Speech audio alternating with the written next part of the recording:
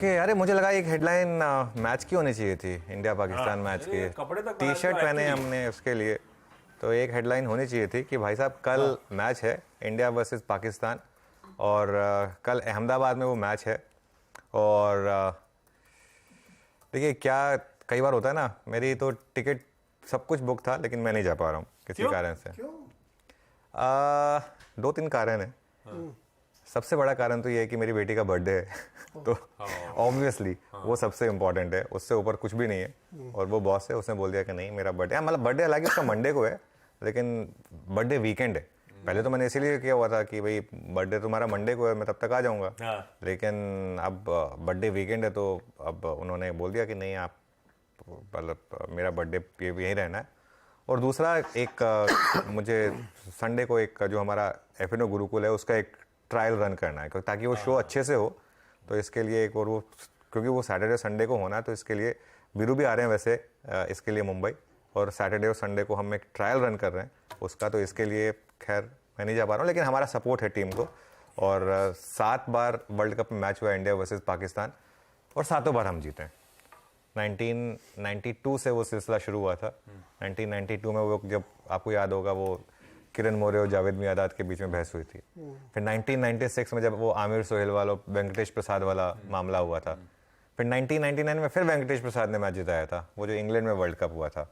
2003 के world cup में वो जो सचिन तेंदुलकर ने शोएब अख्तर की बॉल पे छक्का मारा था पॉइंट के ऊपर वाला, वो सबको याद ही होगा।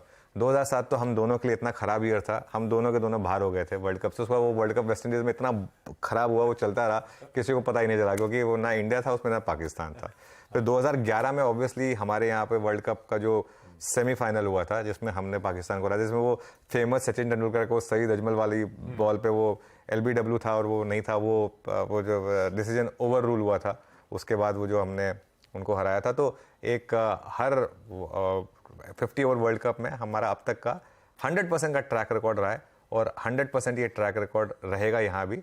और कल हम फिर से जीतने वाले हैं, तो हमारी टीम को बहुत बहुत शुभकामनाएं। फॉर्म में है और ये दोनों टीमें अपने पहले दोनों मैच जीत चुकी हैं, तो उस हिसाब से जो जीतेगा वो टॉप ऑफ द लीग भी आएगा।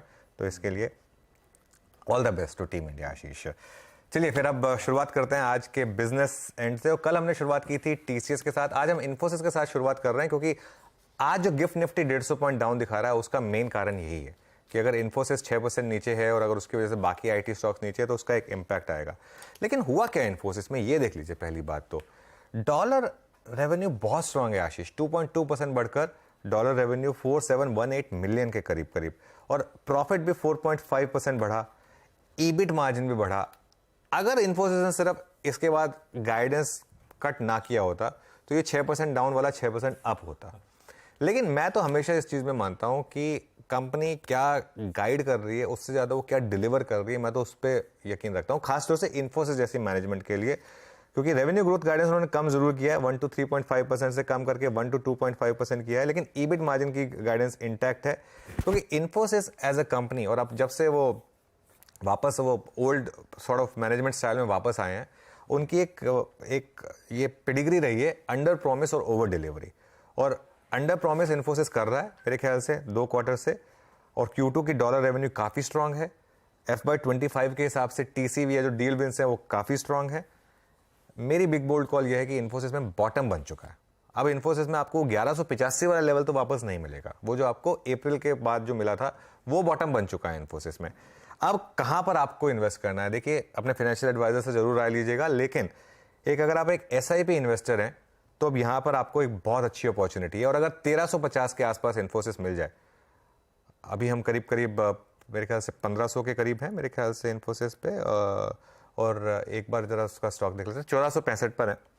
1350 के आसपास अगर इन्फोसिस मिल जाए तो मेरे ख्याल से अगर आप एक लॉन्ग टर्म इन्वेस्टर हैं तो फिर वो कैश फैक्टर, अगर आप रिग्रेट में नहीं फंसना चाहते 1 साल के बाद, तो वो एक जोन होगा जहां पर आपको मेरे ख्याल से एक लीप ऑफ फेथ लेना चाहिए।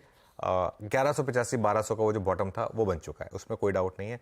और मुझे तो समझ में नहीं आ रहा कि ADR क्यों डाउन है 6% इतना, फ्रैंकली। मतलब जिस तरीके की कमेंट्री थी उसके हिसाब से कल ऑलरेडी स्टॉक 2% नीचे था। अच्छा, बाय द वे कल स्टॉक ऑलरेडी 2% नीचे था, तो 6% ADR नीचे, मतलब आज 4% ही नीचे खुलेंगे हम, 4 साढ़े 4%। मुझे लगता नहीं उससे ज़्यादा का नीचे में स्कोप है इन्फोसिस में भी। तो हो सकता है कि लोअर लेवल से इन्फोसिस में भी आज रिकवरी आ जाए, ये पॉसिबल है, बहुत लाइकली है।